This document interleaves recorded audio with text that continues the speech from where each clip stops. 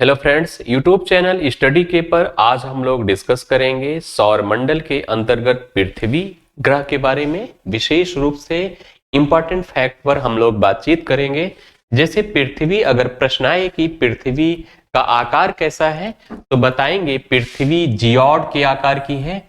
कैसे? जियोड के आकार की है। इसका विषुवती व्यास ज्यादा है और ध्रुवीय व्यास क्या है? थोड़ा सा कम है।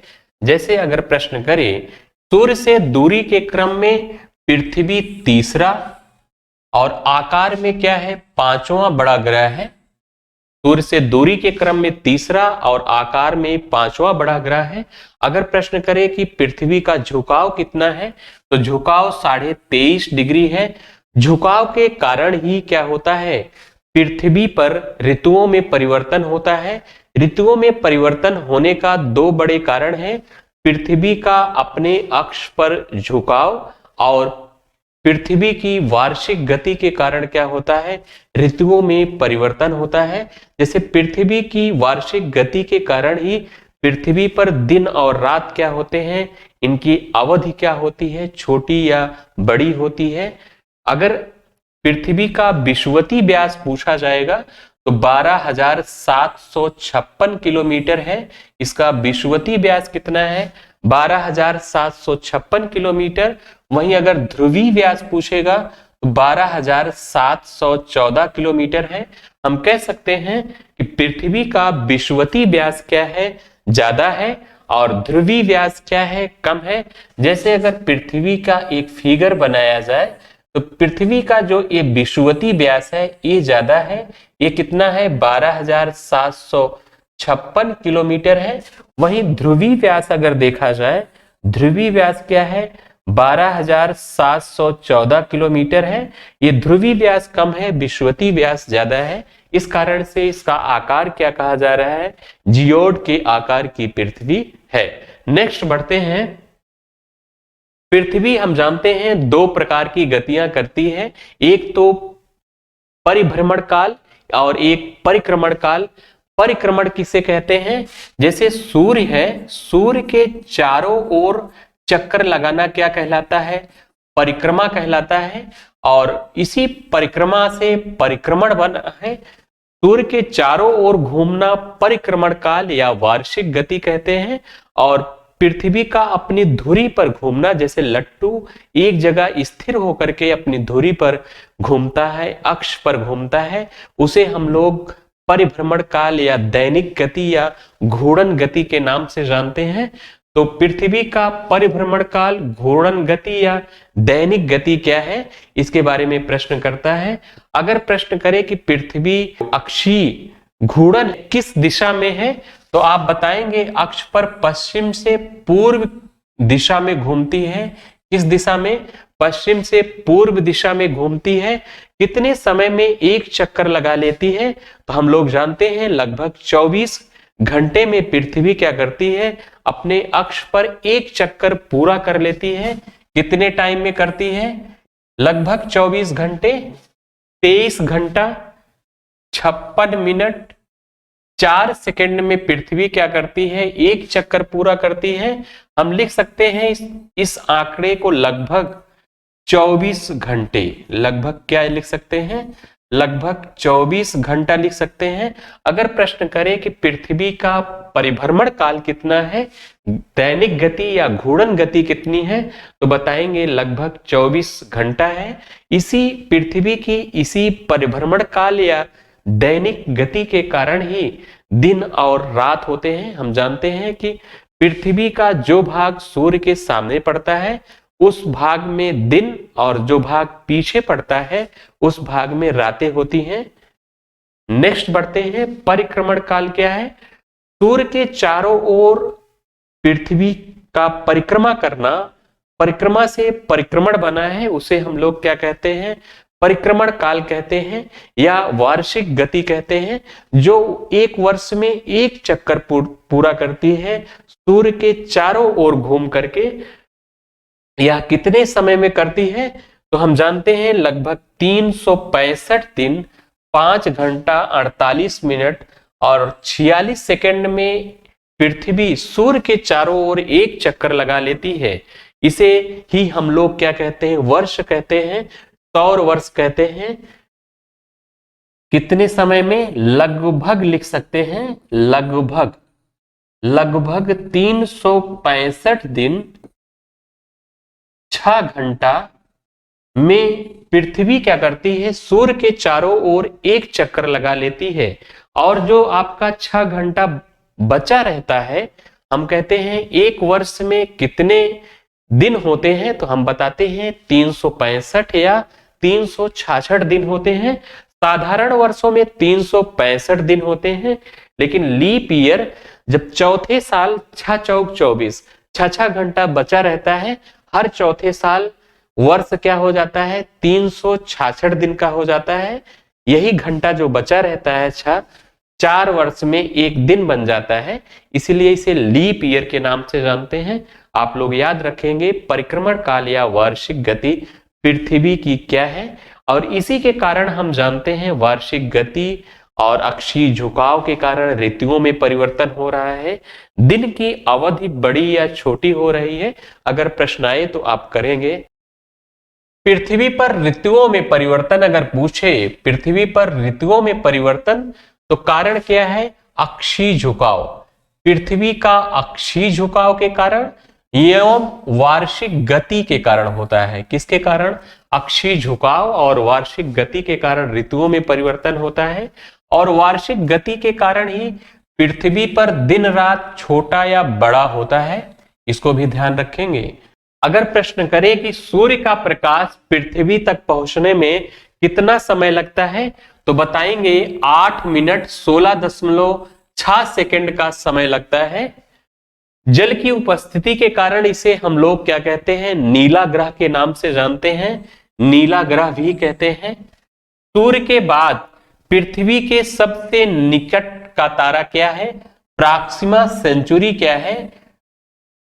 सूर्य के बाद पृथ्वी का सबसे निकटतम तारा है प्रॉक्सिमा सेंचुरी। नेक्स्ट बढ़ते हैं। पृथ्वी पर पानी एवं स्थल की बात करें तो पृथ्वी पर स्थल कितना है, लगभग 29% भाग क्या है, जमीन है, भूमि है। और जल का परसेंटेज क्या है, 71% क्या है, जल है। और इसी 71% जल में 97% क्या है, सागर महासागर है। हम कह सकते हैं ये जल क्या है, खारे पानी के रूप में है, खारे पानी या गंदा पानी के रूप में है 97%। अगर प्रश्न आए कि पृथ्वी पर पीने योग्य पानी कितना है, अगर बर्फ और पानी को देखा जाए तो 3% क्या है, पीने योग्य है। इस 3% में 2.4% पानी बर्फ के रूप में पृथ्वी के ध्रुवों, उत्तरी ध्रुव और दक्षिणी ध्रुव पर है, और ग्लेशियरों में बर्फ की अवस्था में स्थित है। वहीं 0.6% पानी जो हम लोग पीते हैं, यूज करते हैं, जल के रूप में है, जैसे कुआं, तालाब, नदी, झील इत्यादि में पाए जाते हैं, जिसका हम लोग क्या करते हैं, उपयोग करते हैं। अगर प्रश्न में आए 1% आए नियर अबाउट आंकड़ा, तो ये भी सही है। 0.6% भी सही है, लगभग में देता है एग्जाम में। आप लोग इन बात को ध्यान रखेंगे। नेक्स्ट बढ़ते हैं हम। उपसौर किसे कहते हैं। अगर प्रश्न आए कि उपसौर किसे कहते हैं, जब पृथ्वी सूर्य के अत्यधिक पास होगी, अत्यधिक पास, उप माने क्या होता है, पास ही होता है, अत्यधिक पास होगी तो उसे हम लोग क्या कहेंगे, उपसौर कहेंगे। उपसौर पड़ता कब है, उपसौर किस तिथि को होता है, किस तिथि को पृथ्वी सूर्य के अत्यधिक नजदीक होती है, तो वह डेट क्या है, 3 जनवरी है। उपसौर किसे कहेंगे, जब अत्यधिक पास होगी, नजदीक होगी। आप लोग समझ रहे होंगे, यहां थोड़ा कंफ्यूजन भी हो रहा होगा कि जब पृथ्वी सूर्य के अत्यधिक पास होगी तो गर्मी पड़नी चाहिए, क्यों यहां 3 जनवरी दिखा रहा है, ठंडी पड़ती है। हम जानते हैं कि जैसे पृथ्वी, जैसे भूमध्य रेखा है, भूमध्य रेखा है, यहां पर आपकी क्या है, ये मकर रेखा है, मकर रेखा, यहां पर क्या है, कर्क रेखा है। जैसे जानते हैं 22 दिसंबर को मकर रेखा पर सूर्य लंबवत होता है और ऑस्ट्रेलिया वगैरह में 22 दिसंबर को भयानक गर्मी रहती है। वहीं उत्तरी गोलार्ध में क्या रहेगा, ठंडा रहता है 22 दिसंबर के आसपास। तो जो स्थिति बन रही है वो यह स्थिति दक्षिणी गोलार्ध में बनती है। हम लोग उत्तरी गोलार्ध में रहते हैं, इसलिए यह प्रश्न हमें यहाँ कंफ्यूजन लग रहा होगा, लेकिन डेट क्या है 3 जनवरी। ऐसी स्थिति दक्षिणी गोलार्ध में बनती है। इस प्रश्न को, इस डेट को आप सिद्ध करने के लिए आपको ऑस्ट्रेलिया जाना पड़ेगा, दक्षिणी गोलार्ध में जाना पड़ेगा। तो वहां आपको गर्मी दिखाई पड़ेगी, क्योंकि उत्तरी गोलार्ध के अपोजिट रहेगा। जैसे उत्तरी गोलार्ध में गर्मी तो वहां ठंडी, और दक्षिणी गोलार्ध में ठंडी, उत्तरी गोलार्ध में क्या रहेगी, गर्मी रहती है। अगर बात करें अपसौर की, अपसौर क्या है, जब पृथ्वी सूर्य से अत्यधिक दूर होती है तो उसे हम लोग क्या कहते हैं, अपसौर कहते हैं। अपसौर, अपसौर से याद कर लेंगे। ऐसी स्थिति कब बनती है, 4 जुलाई को बनती है। अगर यहां भी कंफ्यूजन होगा कि जब पृथ्वी सूर्य से दूर होगी तो ठंडा होना चाहिए, लेकिन यहां 4 जुलाई को तो गर्म रहता है। तो फिर वही प्रश्न कि ऐसी स्थिति दक्षिणी गोलार्ध में बनती है, हम लोग तो उत्तरी गोलार्ध में रहते हैं, तो इसलिए आप 4 जुलाई मानेंगे। बिल्कुल सही है, फैक्ट। नेक्स्ट क्वेश्चन की ओर बढ़ते हैं। इसको याद रखेंगे, अत्यधिक दूर, अपसौर अत्यधिक दूर, पृथ्वी सूर्य से अत्यधिक दूर। उपसौर में पृथ्वी सूर्य के अत्यधिक नजदीक। जैसे अगर हम बात करें चंद्रमा, चंद्रमा अपने अक्ष पर घूमना और पृथ्वी के चारों ओर घूमना, हम कह सकते हैं परिभ्रमण एवं परिक्रमण काल इसका क्या है, लगभग समान है। जैसे पृथ्वी का अलग अलग था, लेकिन चंद्रमा का परिभ्रमण और परिक्रमण काल क्या है, समान है। हम कह सकते हैं इसका परिभ्रमण काल या परिक्रमण काल दोनों क्या है, दोनों क्या है, लगभग कह सकते हैं, लगभग 27 दिन 8 घंटा है, 27 दिन 8 घंटा। इसका परिभ्रमण और परिक्रमण काल क्या है, समान है। इस कारण चंद्रमा का सदैव हम लोगों को एक ही भाग दिखाई पड़ता है। जो पृथ्वी से चंद्रमा का हम 57% भाग ही हम लोग इसलिए देख पाते हैं। अगर बात करें चंद्रमा का पृथ्वी से हम लोग कितना प्रतिशत भाग देख पाते हैं, तो 57% भाग ही देख पाते हैं। कारण क्या है, इसका परिक्रमण काल और परिभ्रमण काल क्या है, दोनों समान है।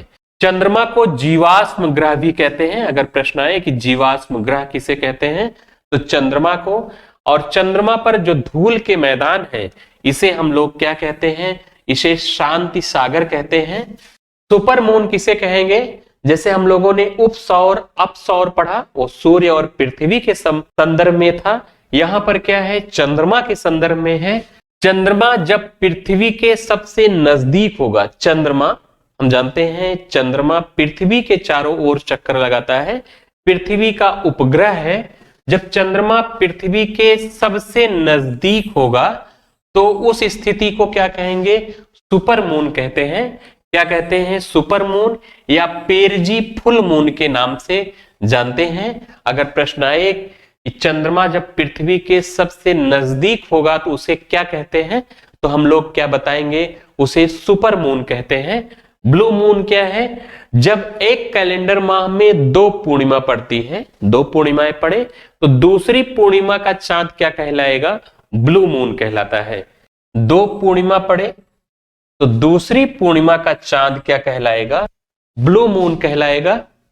सूर्य ग्रहण क्या है, जब सूर्य और पृथ्वी के बीच में चंद्रमा आ जाता है और सूर्य के प्रकाश को चंद्रमा क्या करता है, ढक लेता है, और सूर्य का प्रकाश पृथ्वी तक नहीं पहुंचता, थोड़ा या आंशिक रूप से या पूरी तरह अंधेरा छा जाता है, तो इस स्थिति को हम लोग क्या कहते हैं, सूर्य ग्रहण कहते हैं। सूर्य ग्रहण एक प्रश्न आता है कब पड़ता है, पूर्णिमा या अमावस्या को पड़ता है।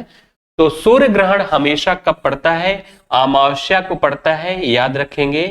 सूर्य ग्रहण कब पड़ता है, अमावस्या को पड़ता है। सूर्य से याद कर लेंगे, यहां सा आ रहा है, इससे याद कर लेंगे, फिर भी हम लोग क्या करते हैं, इसको समझ लेते हैं कि अमावस्या को ही क्यों पड़ता है।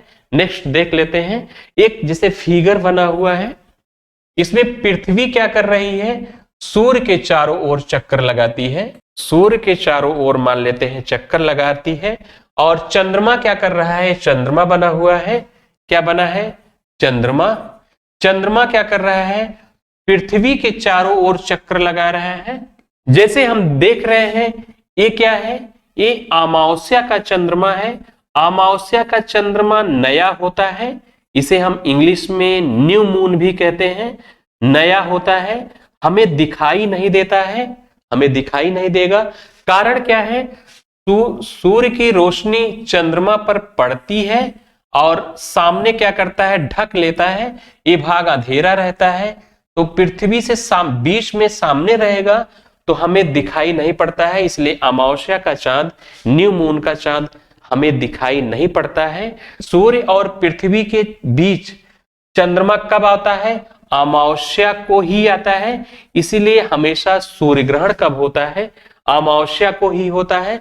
लेकिन प्रत्येक अमावस्या को सूर्य ग्रहण नहीं होता है, लेकिन सूर्य ग्रहण जब भी पड़ता है वो अमावस्या को ही पड़ता है।